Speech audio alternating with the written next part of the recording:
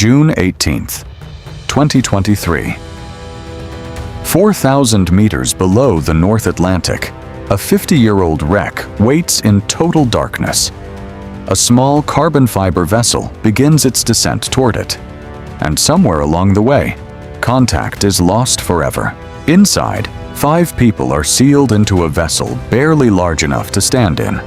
The hatch is bolted shut from the outside. There is no other way out. The vessel is called Titan. Its destination, the wreck of the RMS Titanic, resting on the seafloor since 1912. This dive has been done before, but today, something is different.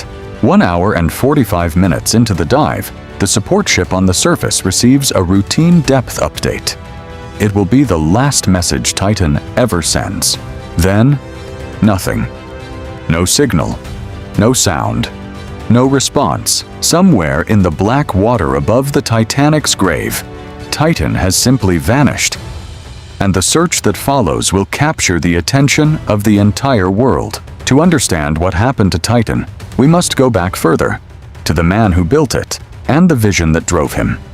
His name was Stockton Rush, founder of a company called OceanGate. OceanGate was founded in 2009 with a bold mission to make deep-sea exploration accessible beyond governments and research institutions, to open the ocean's depths to private citizens and adventurers.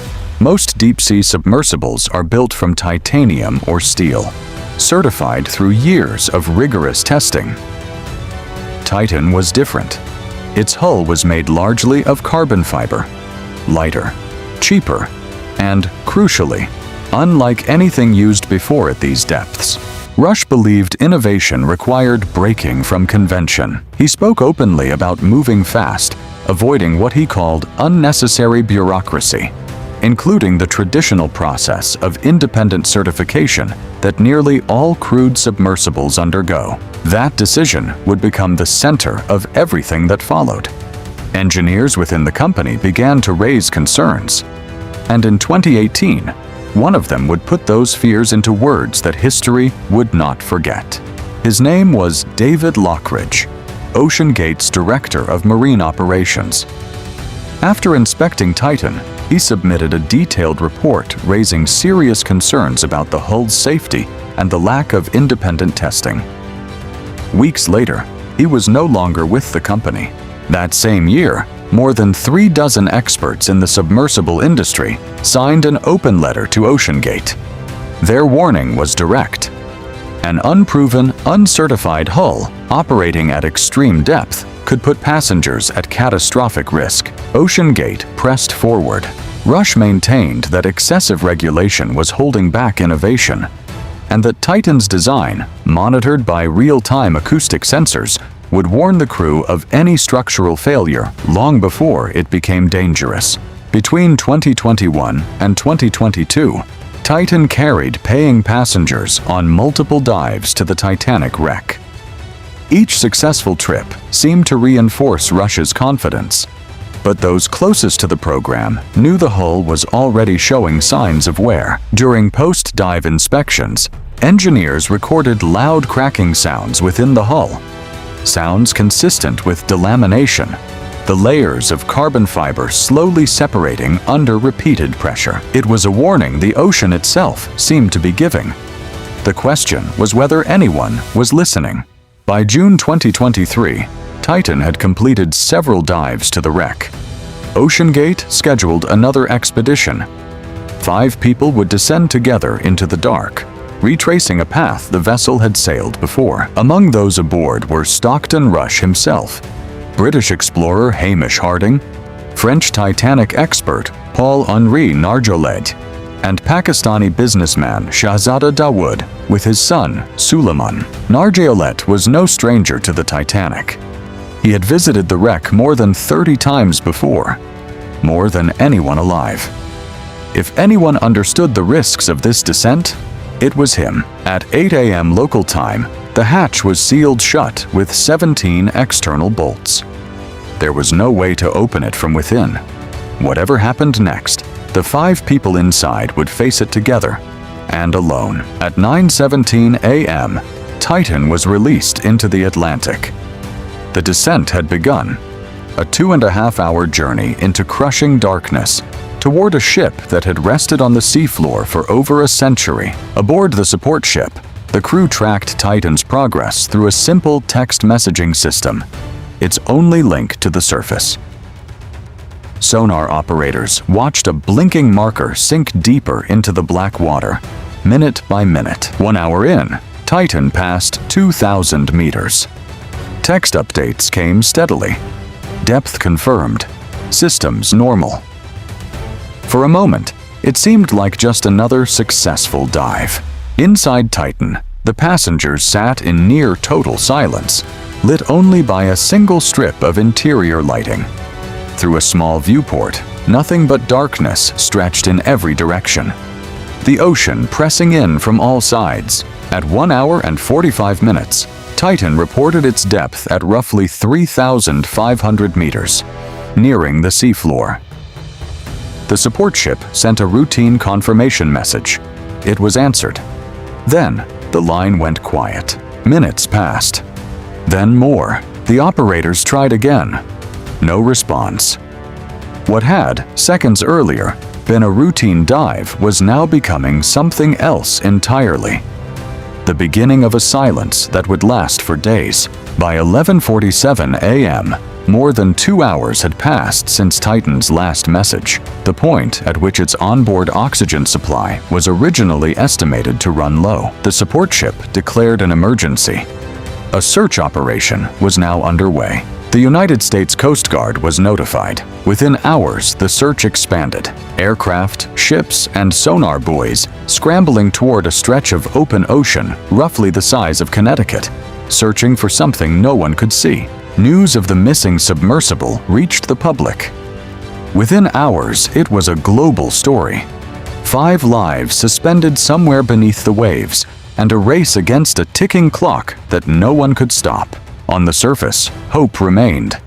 Officials pointed to Titan's safety systems. If the vessel had surfaced without communication, its occupants could still be alive, sealed inside, waiting for rescue. But beneath the hope was a darker, unspoken question.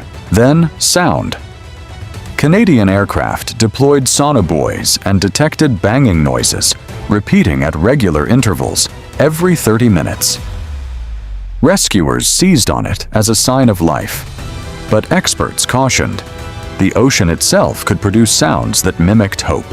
For 3 days, the world watched and waited. Ships crisscrossed the search zone. Remotely operated vehicles were rushed to the site, racing to scan the seafloor before Titan's estimated oxygen supply ran out completely. Deep beneath the surface, a French ROV named Victor 6000 reached the ocean floor near the Titanic's bow. Its cameras began sweeping the debris field, searching not for a functioning vessel, but for any sign at all. On the morning of June 22nd, the ROV's floodlights swept across something scattered across the seafloor, fragments of debris, unmistakably man-made, lying roughly 1,600 feet from the Titanic's bow. Hours later, the U.S. Coast Guard confirmed what many had feared. The debris matched Titan's structure. The vessel had suffered a catastrophic implosion, a failure so violent and so instantaneous that it would have been over before anyone aboard could have known. 5 lives were lost in an instant, days earlier than anyone on the surface had realized. The banging sounds, it turned out, may never have come from Titan at all. The search for survivors was over. The search for answers was only beginning. In the weeks that followed, investigators began piecing together fragments, not just of Titan's hull, but of a paper trail stretching back years. And what they found raised a chilling question. Had the warnings been there all along? Investigators recovered Titan's real-time hull monitoring data from earlier dives. The system that was meant to warn of failure had recorded strain readings for months. Readings that, in hindsight, told a story no one had wanted to hear. Metallurgists examining the recovered hull fragments found something else, evidence of fatigue and delamination consistent with repeated dives to extreme depth. damage that had likely been accumulating. Unseen, dive after dive. Former employees testified that concerns about the hull had been raised repeatedly over the years, internally, and never fully resolved. The picture emerging was not of a sudden accident, but of a risk that had been building, quietly, for a long time. The U.S. Coast Guard opened a formal Marine Board of Investigation, the highest level of inquiry, reserved for the most serious maritime disasters. Its goal: to determine, once and for all, exactly what failed and why. Hundreds of pages of internal emails were entered into evidence. Among them, one exchange stood out, a warning sent years before the disaster, describing the exact type of failure that would ultimately doom the vessel. Witnesses described a culture where speed and ambition were prioritized over caution, where questioning the hull's safety was seen not as diligence, but as an obstacle to progress. Then came a discovery that reframed the entire timeline.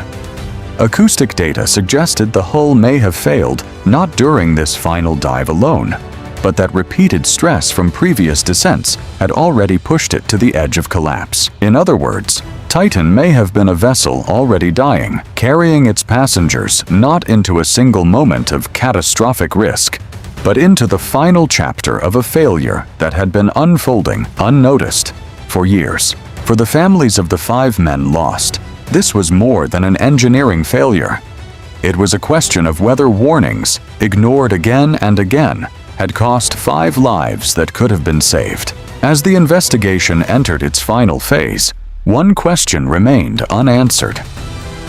How had a vessel with so many documented warnings been allowed to carry passengers at all? The answer lay not in a single failure, but in a system that let too many red flags go unheeded. Investigators traced the regulatory gap that had made it all possible. Titan operated in international waters, beyond the reach of the certification bodies that governed most crewed submersibles. A loophole Rush had used and defended until the very end. Piece by piece, the evidence connected. The ignored letter from 2018, the fired engineer's report, the recorded cracking sounds, the rising strain data. Separately, each had been dismissed. Together, they formed an unmistakable pattern. The board's conclusion was clear. Titan's implosion was not a random tragedy, but a preventable disaster. The result of a design and safety culture that consistently chose speed over scrutiny. For the maritime world, Titan became a case study. Proof that innovation without accountability can carry a devastating cost. But for 5 families, it was simpler and far heavier. The people they loved should never have been allowed aboard. In the months after the hearings, OceanGate permanently suspended all commercial operations. The company that had promised to open the deep ocean to the world was itself now sinking under the weight of its own decisions. Regulators around the world began re-examining the rules governing experimental submersibles in international waters. The very loophole that had allowed Titan to dive, uncertified, again and again. For Nargiole's colleagues, the loss carried a particular weight. He had devoted his life to understanding the Titanic's grave, only for that same wreck site to become the place of his own final resting. For the Dawood family, the tragedy meant the loss of a father and son together. A devastating blow that rippled through their community and reignited global conversations about the true cost of extreme adventure tourism. As the final report neared release, one truth became undeniable. This was never simply a story about a submersible that failed. It was a story about every warning that came before it, and about what happens when ambition refuses to listen. Today, the wreck of Titan rests near the ship it once sought to explore. 2 tragedies from 2 different centuries, separated by 111 years, now sharing the same dark seabed. 5 men who set out to witness history became part of it themselves, not as explorers who returned with stories, but as a warning etched permanently into the record of human ambition. The story of Titan is not just about carbon fiber, or depth, or pressure. It is about the difference between confidence and certainty, and the 5 lives lost in the space between them. Perhaps the deepest lesson lies not in the ocean at all, but in every warning we choose not to hear. A truth as old as exploration itself, and one the depths of the Atlantic will keep, quietly, forever. This has been Dark Files. If this story moved you, subscribe. Because some truths only surface when we're willing to look for them.